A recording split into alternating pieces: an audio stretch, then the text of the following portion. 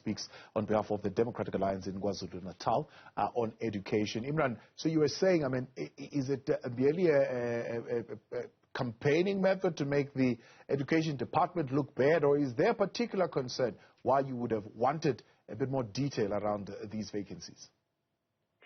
Thabo, I think we have been monitoring as part of our oversight functions the filling of vacancies for a number of years now. And one of the problems that we have identified is that critical posts have not been filled.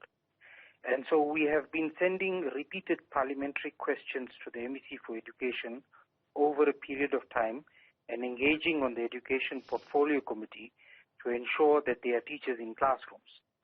So the latest set of questions has shown a move. Initially, there were 5,144 vacancies. We now have 3,198 to 3,200 vacancies. So there has been a move, and that means that some positions have been filled. However, we are still very concerned that the movement of the filling of these vacancies is very slow. So parliamentary questions and questions in the Portfolio Committee and in the legislature are means of our oversight function. So parliamentary questions, the MEC is required to respond to us within a set period of time, and it is a tool that we use to hold the MEC to account. So this is how we've established that there was an initial number of vacancies, and now there are these number of vacancies. So it's a move in some kind of positive direction, not nearly enough. I mean, if you still have 685 schools that haven't got a principal, or even 909 teachers who have not taken their positions. What do you think is behind this high number of vacancies? Is it a difficulty in recruiting? Is it a budget issue? Is it a lack of a pool of talent to look at? So there's no lack of talent.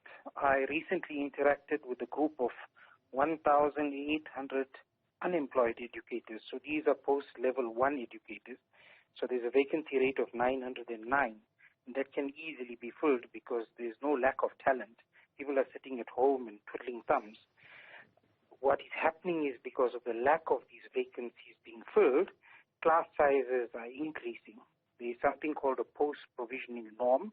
That means that the number of learner-to-pupil ratio or learner-to-teacher ratio has increased. It was previously around 30, it increased to 35, it went up to 38, it's now sitting at almost 42 learners per educator.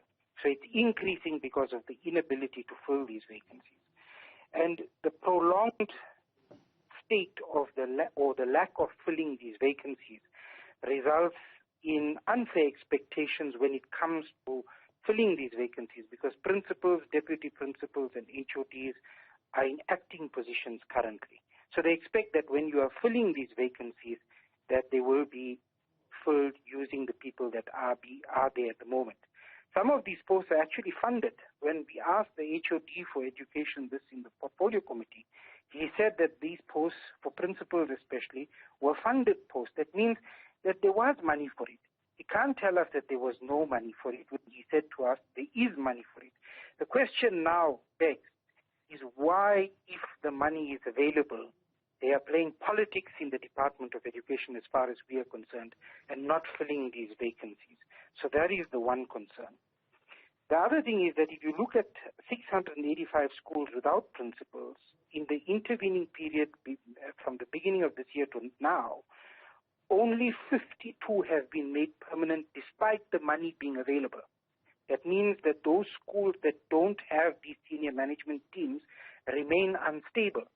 So by not filling the critical vacancies and senior management posts in schools, you are creating instability in schools, infighting in schools, vying for positions in schools, and KwaZulu-Natal is well known for selling of posts, as has been exposed by yourselves in the media more recently.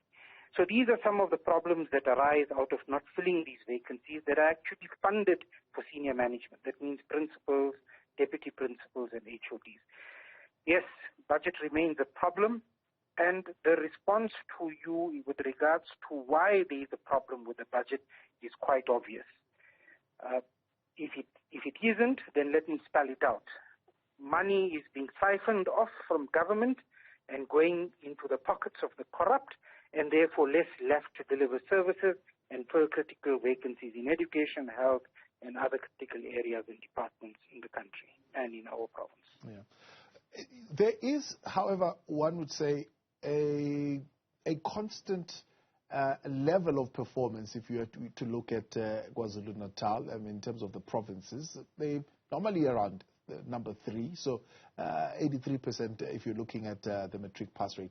They've not been performing poorly at all. To me, is there a relationship between these vacancies and how the province performs in terms of education? So performance can't only be based on looking at what the matric result might be at the end of the year. Performance has to be based on many other factors that we need to look at. One of the things that is very concerning is that recent reports that have come out to indicate that many learners, in grade 4 cannot read for meaning, for example. Mathematics skills are suffering. So whilst on the one hand we talk about the performance in the matric exams, we forget that we need to have learners develop to the point that they are able to perform well throughout their schooling career and not just in the matric exams.